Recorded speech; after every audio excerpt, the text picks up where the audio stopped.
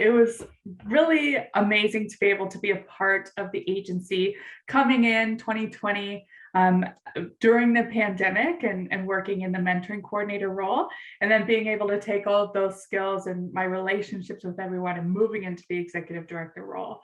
So that's been a great honor and really interesting to see the other side of things. So we're continuing on the great path of growth that we had hoped that this change would create.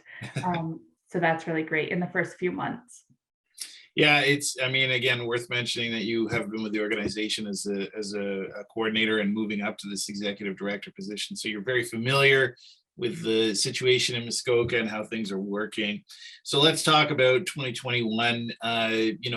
Seeing as even though you weren't in the position fully, you've still experienced what's been happening with the organization throughout the entire year.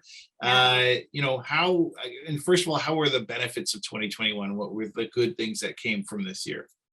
We resumed in-person meetings with our matches, which was amazing, and allowed us to really get our kids back into that connection that they have with their mentors.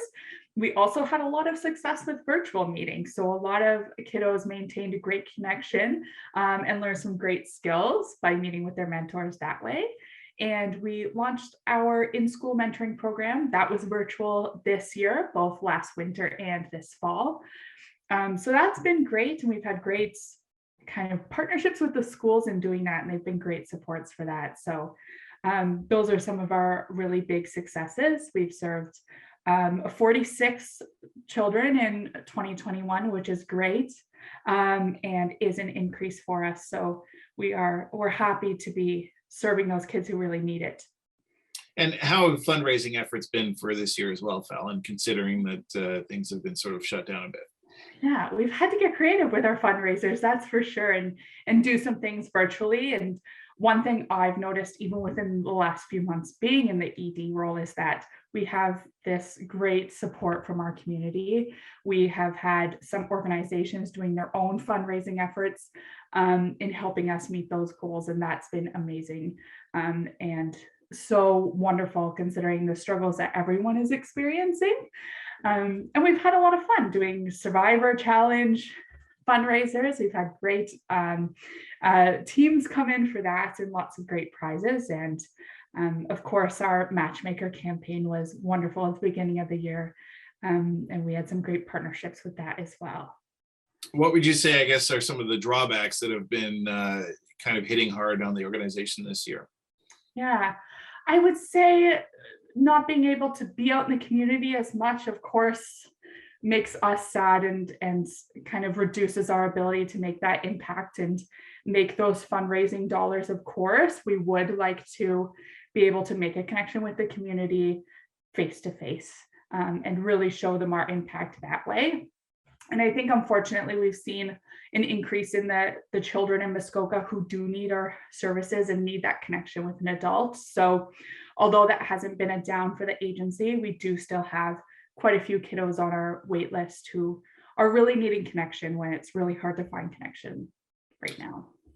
Having said, talking about this community connection, I'm going to ask you about what you're looking forward to in 2022. And I'm suspecting that having events coming back and being able to attend those are probably high on that list.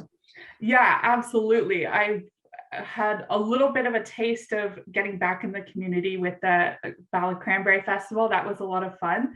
And we're really looking forward to getting involved in those community events that are coming back, and hopefully like Fire and Ice. We'd love to be there, and we are on the track to be there. So doing things like that, meeting new faces, spreading the word, sharing the knowledge that our agency has about how we can support the community, and connecting with all those people who turn into volunteers. That will be really great in 2022.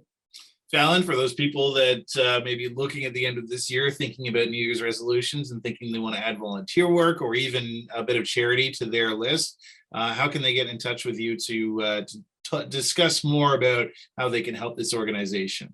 Yeah, the best way to get in touch with the agency directly is by email at Muskoka at bigbrothersbigsisters.ca. You can also call us directly. Our phone number is 705-644-9914.